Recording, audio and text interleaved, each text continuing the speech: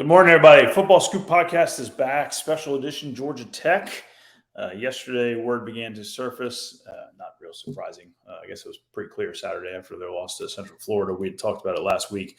This was kind of they as a staff have been told this is kind of a must-win situation. A change is being made is clear yesterday. Really technically official today. Georgia Tech's making a change at the top as well with the athletic director. Todd Stansbury will be out as well. So the question is, where does Georgia Tech go from here? We're going to talk more about the football hire and the candidates for that hire here first. But first, you have to address the athletic director, he who will be making the hire, he or she. Today, Scott Roussel, I'm joined by college football experts Zach Barnett and John Brice. Gentlemen, thank you for being with me again today. Athletic director hire. So we're late September right now. We got about 2 months. Seems like more than enough time in that world. I'll tell you, some of those hires take forever, and there's absolutely no reason it should ever be that way, other than some presidents or university leadership aren't willing to say, that's my person. Absolutely no reason that should be the case. Every Fortune 500 company in the world can make a decision in 2 weeks. It shouldn't be that hard. So I have very little doubt by November 15th, they will be able to have an athletic director in place, and he or she will be able to make a decision on football coach by the end of the football season.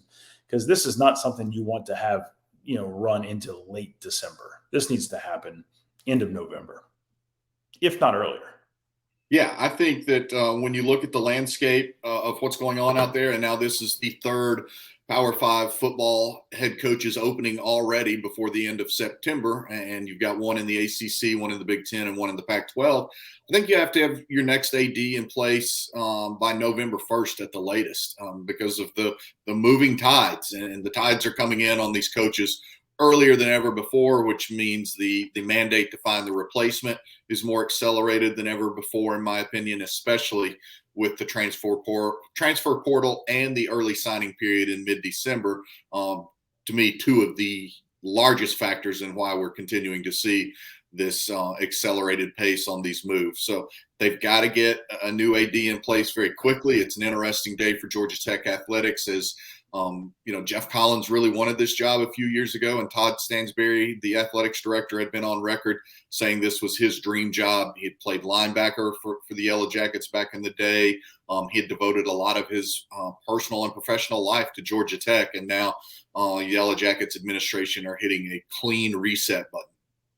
Yeah, even still, though, it seems like it's going to be a committee hire just because you're not going to interview an AD and be like, this is my fundraising policy. This is my, policy for this and that.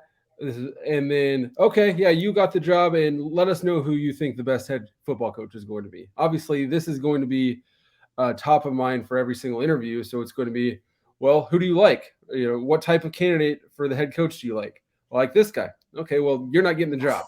I like this guy. Okay, yeah, I like him too. You're getting the job. Like, you're not going to hire an AD and then be like, all right, good luck. It's going to be a consensus hire. And even with the AD, you're not going to, sign the stroke over to someone that as of right now, you don't even know. So I think it's going to be, I think this is one of those where I think it's going to have to be a consensus hire with a lot of stakeholders getting a say in who gets this job. Yeah, I don't disagree with any of that. I just think that the timeliness element is you've got to get it right, number one, but number two, and not very far behind, is the element of timing. Again, I think for the factors we all know and have continued to see evolve the past three coaching cycles, now 2021 and here already starting off in 22. I can tell you that it's a job that already has generated a ton of interest. There were a lot of people interested in it late last year when it looked like it might come open, especially the way that Georgia Tech closed the season with losses by a combined 100-0 against Notre Dame and Georgia. And now you look at the way that the Jackets limped through the first month of this season. So change has been inevitable, which means a lot of people, quite frankly, have been eyeing this job and circling this job and trying to find information about this job for almost a year now, certainly the last 10, 11 months. I completely agree. This is not shocking news to anyone. This one's come open. There have been a lot of people who've been doing their diligence, trying to get ahead of this one, get prepared for this one, and let it be known that they'd be interested in this one should it come open. Georgia Tech, situated right in the heart of Atlanta, uh, graduates. I don't know the number. I mean, it got to be 1,000, 2,000 brilliant human beings every year. Those people go on and be leaders in their field. Pockets are flush. They just want a reason to give back to the university. And I think a dynamic individual who comes in there and just, lights that city on fire with passion for Georgia Tech could be university-wide changing appeal. I mean, this is a huge opportunity. That's why I think there's an opportunity here for some quote sexy names. Zach, you want to lead us through a discussion? I don't know that we can really go through names on the athletic director front yet because we don't know enough information about who really wants to put their hat. I mean, there's a lot of people who want the job on that front. I think we're more positioned to talk about the potential football coaches. Zach, give us why don't you walk us through some potential candidates there, and John and I will give you what we know and feedback on those guys. Obviously, I mean, you got to start first with Dion. Let's start it there, and then we'll work our way through. Are you under the belief that Prime has some connections in Atlanta? I think he's been there a time or two before. Yeah, I think people are like, I had a college coach ask me last night, like, Brice, you going to put Prime up for every job or something? And I said, I'm telling you what I'm hearing. I'm telling you what people in the industry are talking about. And I'm telling you what coaches are talking about. And the connection for Dion in Atlanta is just blatantly obvious. And he's long been revered there. Let's look at the fact that he just took Travis Hunter out of the Atlanta suburbs, the consensus 5-star prospect that had been committed to Florida State. I've said it on this pod. I'll say it again. If you can recruit to Jackson State, you can recruit anywhere in big-time Power 5 football, especially Atlanta. Yes, Zach. So I'm glad you said that because I think and I don't want to step on your toes here, but I think we've got the academic requirements at a SWAC school and a Georgia Tech school are not the same. No, you're exactly right. And people have made that point to me as well in the last 12 hours or so. What I would contend with would be that it started with the COVID pandemic in 2020 when schools started drifting away from being almost solely reliant on standardized testing. And standardized testing is taking a much greater backseat in the admissions process at a number of schools, be it Stanford, Notre Dame, North Carolina, other places like that. And I just think that as universities and colleges understandably try to expand their reach into all different forms of society, all different aspects of society, I think that there's an ability to get people into school. I think that Dion, I've covered him so closely. I've paid attention to some of his tenets, the way that he talked to his student athletes before the start of this fall semester about you will sit in the front row at class. You will not wear wife beaters. You will not wear cutoff shirts. You will have good relationships with your professors. I think that resonates, and I don't care whether that's the SWAC or the ACC or ultimately the Ivy League. If he is following through on what he is setting as foundational tenets for his program, then I think he can do it. We saw James Franklin re-energize admissions and the people that Vanderbilt was recruiting. I think if James Franklin could do that in Nashville and Vanderbilt, Deion Sanders can do that in Atlanta at Georgia Tech. So in speaking with some coaches on this very same topic, not 100% about Georgia Tech, not 100% about Deion Sanders, at any, revered academic institution, and you want to go in there and change the culture, and you say, I need some more playmakers. We need to get better on the field. And the leadership's aversion there is, hey, we don't want to bring in people below our academic standards who just aren't going to fit culturally or going to create problems for the university.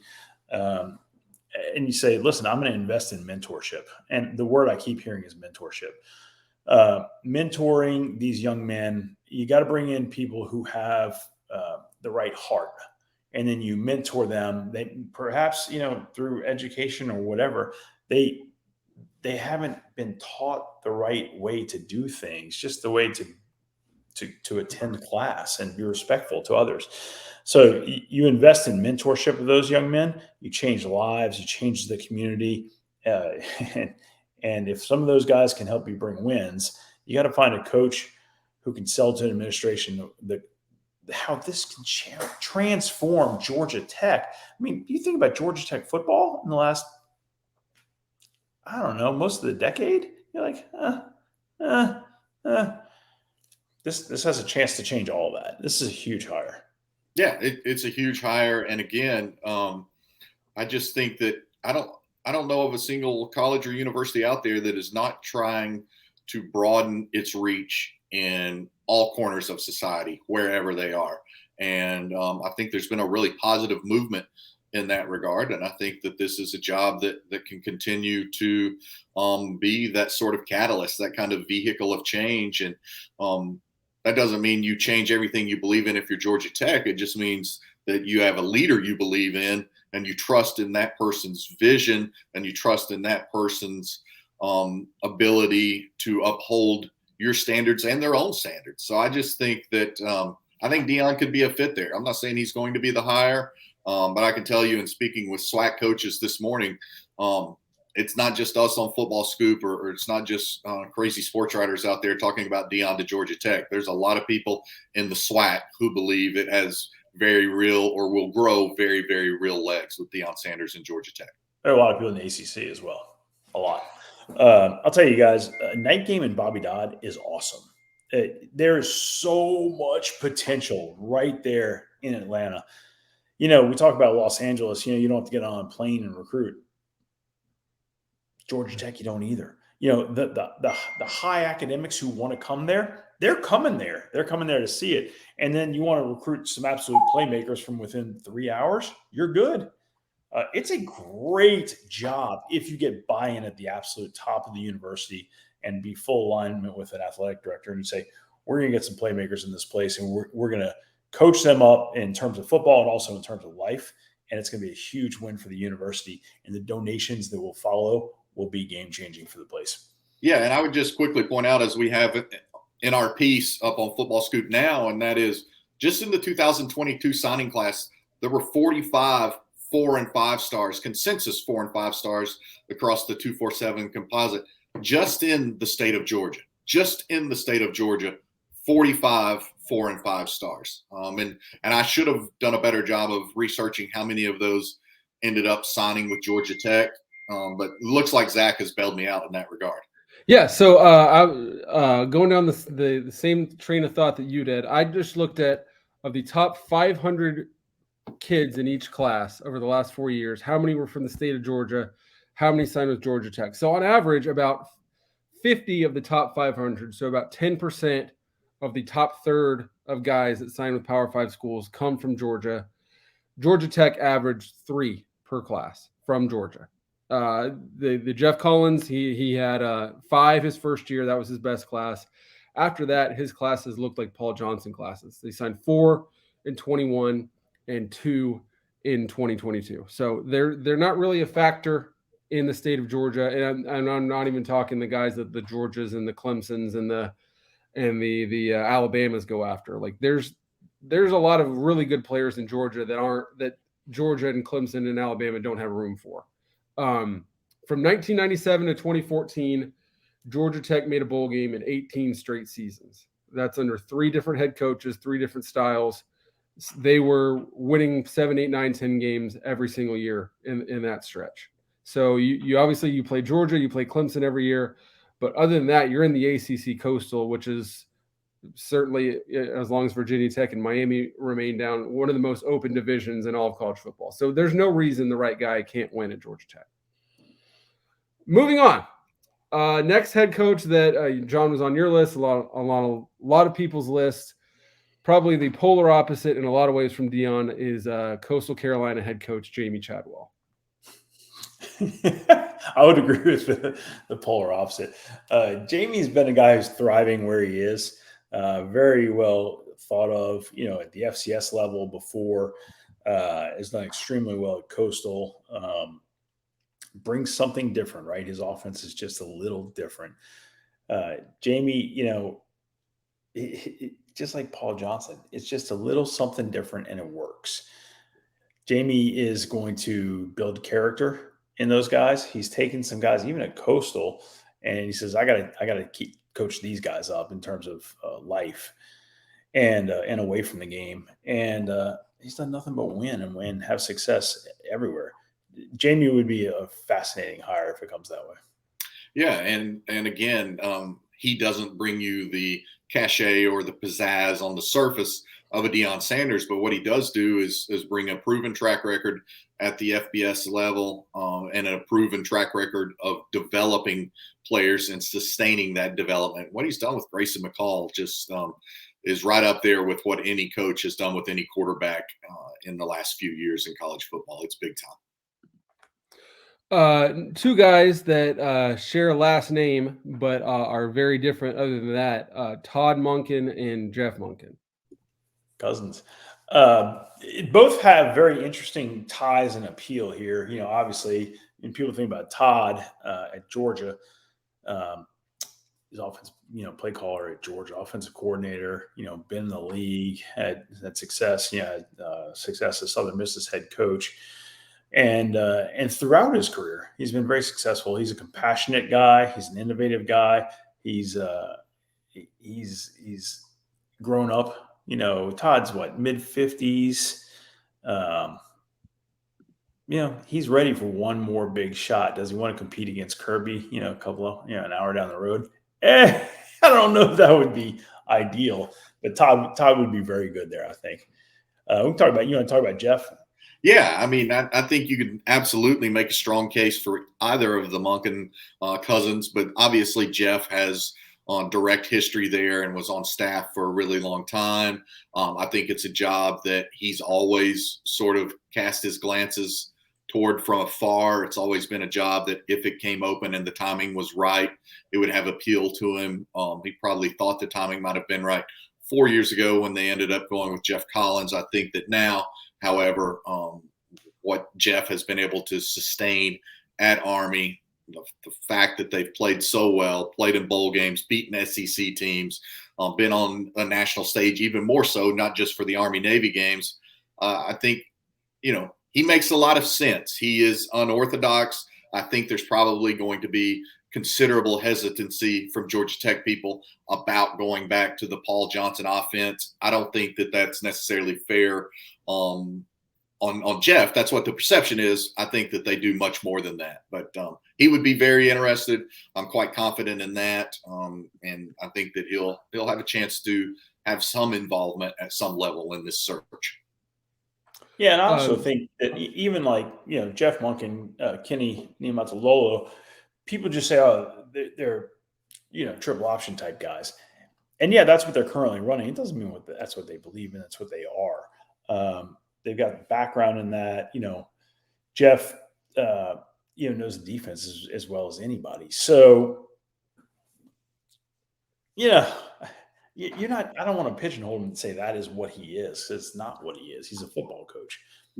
Yeah. I'm a big believer that the best coaches out there on either side of the ball, or head coach or otherwise, are the coaches that tailor their scheme to fit their personnel, not those who force their personnel to fit their scheme. And so, yeah, Ken at Navy and Jeff at Army and Troy Calhoun, who I think is brilliant at Air Force. Those guys are giving their team the best chance to win week in and week out based off the personnel that they have. Troy Calhoun's a guy that's a former NFL offensive coordinator for the Houston Texans. And at the time that he was their offensive coordinator, they set franchise records. So, I think that all those guys battle that perception, especially when they are still very driven to have some potential upward mobility beyond the service academy, even though those are incredibly rewarding and noble jobs. Okay, staying in state, speaking of competing with Kirby, let's talk about Georgia run game coordinator Del McGee. Whew. Yeah. Talking about a good man. I've had a few interactions with Dell. Couldn't be more impressed with him as a human being. And you hear the same thing from high school coaches, from fathers of players that he coaches, from other college coaches. You say he's just an outstanding leader, mentor. Doesn't scream, doesn't yell. He's not a big hijinks type guy. He's just like, hey, this is the way we do it. And he gets them to buy in and say, okay, that's what we're going to do it. We're going to work hard for him. And the guy wins. He's fantastic. Yeah. And let's remember, as I noted, Columbus, Georgia native, so down from around the same area as Frank Thomas and right there on the border with Auburn, has coached at the high school level in Georgia. I believe also coached at Georgia Southern, now obviously at the University of Georgia. I can tell you right now that it might have been a week ago today. It might have been last Sunday. I can't remember. Within the last 8 days, an SEC assistant coach reached out to me and said, I'm just telling you, pay attention to Dell McGee and Georgia Tech. And so here we are. I think that for a lot of the reasons that Scott just outlined, for a lot of Dell McGee's background, I think he can be one that makes sense, especially if they aren't pigeonholed into just having a guy with head coaching experience to fill the seat. Another guy I've seen mentioned, also close ties to Georgia and Atlanta, is LA Rams assistant head coach Thomas Brown. Thomas is a sharp young man. Seems to me, out of the people that we've discussed, seems a little inexperienced. Sharp young guy.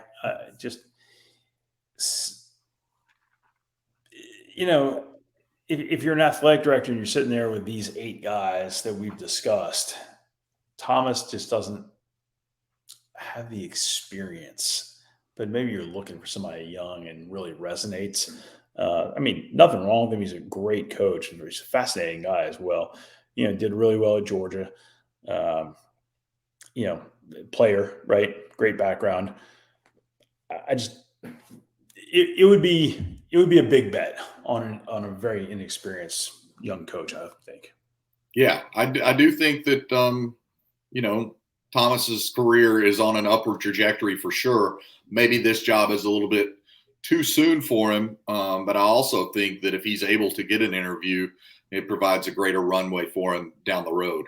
I don't think there's any question in that. And as you mentioned, Scott, he's got tremendous ties to the Peach State. This is a guy that was on your list, John. Marshall head coach Charles Huff. Yeah, I feel confident in that one, and including Coach Huff on this list.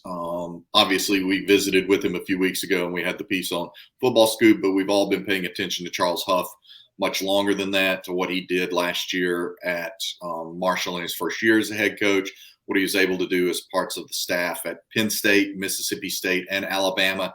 He's seen it from James Franklin. He's seen it from Nick Saban. He's doing it himself. I think that Charles Huff brings a whole lot of pieces to the puzzle for Georgia Tech that would be positively captivating. And in my opinion, it's just one person's opinion, he would be at or near the top of potential hires that I think Georgia Tech could make. This is a guy that is mentioned for just about every Power 5 job that opens, but the difference here is he actually has ties to the program. Alabama offensive coordinator Bill O'Brien. Yeah, so Bill was there. 95 to 02. Late 90s, yeah. Hard-nosed guy, turned around a program, stepped in Penn State, in a really tough spot. He's done the Nick Saban tour of duty, and guys do that for a couple of years and they move on, or they seek to springboard back out of there. So he's going to be looking. Would be interesting. It would take the right. He would present well to current Georgia Tech leadership. I think somebody and others will come in there and pitch a different spin on what Georgia Tech can be. He's going to say, you want me to take you back to the past? I'm going to take you back to the past. We're going to be just fine. If somebody comes in there and says, hey, the past was interesting, but I want us to be, academically, we are Stanford. Athletically, Stanford's down currently, but Stanford was thriving for a decade plus, and Georgia Tech wants that, I think, and they should be that. They should be that of the East. So we'll see. Yeah, couldn't agree more. Obviously, proven program builder there, and Bill O'Brien. I would think that he's going to populate lists at Nebraska, Arizona State, and Georgia Tech. Quite frankly, I'm not saying he gets any of those three jobs, but I think he'll be on the list or is on the list at all three of those places, and understandably so. His track record is proven, but does he have the charisma to get Georgia Tech?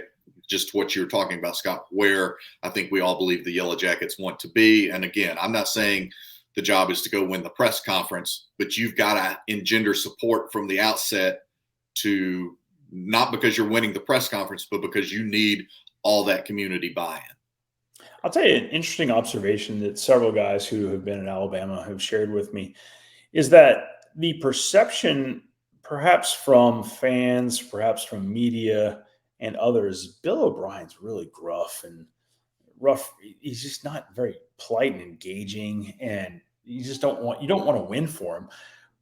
But at Alabama, they say inside the building, guys love him. The players love him. The players want to play for him. They don't want to let him down. So I don't know if something has changed. I don't know if it's just always been like that. Spending time with Nick will help you be a better coach. There's no doubt about it. So maybe things have changed, and maybe everyone there falls in love with him. So I would certainly keep him high on a list. My Bill O'Brien anecdote that means nothing is a couple years back, we were at the AFCA convention in those big general sessions. You guys know there's 5,000 people in there in the ballroom. I get up to leave for whatever reason, and they're sitting on the floor like he's just, a GA at a D3 school, is Bill O'Brien sitting there listening. So means nothing, but it told me a little bit about Bill O'Brien and, just his desire to learn. And yeah, so moving on. I like that. I love that anecdote. I'm glad you shared that, Zach. I think that's awesome. I think that speaks to the guy's passion and character when he'll come sit on the floor at the AFCA to just hear somebody else talk about ball, especially the levels he's been to. I'm so glad you shared that. Our last group of guys is, again, guys that are going to populate on just about any list. It's your out of work former Power 5 coaches, your Dan Mullen, your Bronco Mendenhall, your Tom Herman. I think Mullen wants to coach very much, and will listen to anything. I don't know what Dan Mullen brings to that job. So who knows? I don't know. I'm not going to say anything good or bad. It'll be interesting to see if that progresses and materializes. Bronco just does not seem like a fit at all there. It's just he runs a program differently. Doesn't seem to want to be in downtown Atlanta lifestyle wise, and it doesn't seem like the right one for Bronco. Tom, boy, that would be a big time change for who Georgia Tech football is. Tom can sell. Tom, has the personality to do big things there. It would just take the right athletic director to say, yeah, this is our guy. I don't particularly see that one either, but if it came to fruition, I'd be like, all right, we'll see how this plays out. Yeah. The Mullen thing to me, it goes back to Will Muschamp's deal at South Carolina. Like, if you can't win at Florida, what makes you think you're going to win at South Carolina? If you can't win at Florida, and obviously Mullen won there his first 2 years, but if you can't get it done at Florida, can you get it done at Georgia Tech? I don't know. I'm also not so sure that Mullen's recruiting is what Georgia Tech needs. Yeah. Yeah. But on the offhand chance that Bronco Mendenhall sees this podcast, I would very much appreciate an invitation out to your Montana ranch. So I would love to come out and do a story and also visit your ranch. So contact us at Football Scoop, please. Take multiple days, whatever it takes. Exactly. Thank you, Scott. That's the type of selfless leader you are. It's a multi-day process. I understand. Yeah. All right, that's my list of guys. Is there anybody else I didn't mention that you think bears mentioning here? Okay, so what I'll share with you, I'm not going to go into specific names, but I'll tell you, last night I received several texts, just different coaches reaching out saying, hey, have you thought of this? Have you thought of this? This guy is definitely interested. So there's several current head coaches who make a lot of sense. There's some other really interesting former players who have seen Eddie George, who have seen Dion. who have some success, and they say, hey, this guy makes some sense too. So let's give it a week, lay of the land. Let's do this again a week from now, maybe 2 weeks from now. Let's see what happens on the athletic director search. And I think we'll have some interesting names to share of people who are trying to get in on the search. Yeah, and one name real quickly, I can't remember if I put on the list, but he was fresh in my mind, and I certainly, I think I'd intended to, would be Kurt Cignetti at James Madison. And he's proven he's doing some great things with that program. Again, we'll keep beating the drum, but it's a great new group of 5 job. So maybe he's not quite there yet because the transition is so new. But I think Cignetti has ton of upside in front of him. And Scott, you said it best in terms of we don't have the lay of the land yet to get a real feel of what Georgia Tech might do from an athletics director standpoint. I can tell you there is an absolutely splendid athletics director already in their town who's already on national committees and frankly is already on the radar of some other places that have athletics director openings, and that is Georgia State's Charlie Cobb. So I think a Georgia Tech or an Auburn or any number of places could make a hire almost in their backyard or in Georgia Tech's backyard and in, Auburn's neighborhood in Charlie Cobb. I think he's a great athletics director. And again, he already has a lot of the bona fides from some of the national committees that he's on. Yeah, I would agree. And yeah. There's some other really good names for this job. Let's give it a week. I don't want to be throwing out crazy stuff right now. Yep. Let's give it a week, give it 2 weeks, and let's redo this again. Sounds good to me. Anything else, gentlemen? Football podcast. We'll keep you guys posted. I suspect we'll hear from university leadership later today. Today is Monday. Either today, tomorrow, we're going to hear from leadership a little bit about this change, talk about their timing. I suspect the athletic director search has already begun and began outside the real lines, began a month or two ago, if not further back. They got to make an athletic director hire. I agree with John. Early November at the latest. I mean, mid-November, but geez, you'd love to see this one happen in 6 weeks. And there's absolutely no reason why it can't. If it can't, it's a failure on university leadership. I don't think they're going to fail. I think they're going to pick somebody pretty quickly and get to work. All right, gentlemen, keep it tuned. Footballscoop.com on Twitter. I'm Football Scoop. He's Zach _Barnett, John D. Brice 1.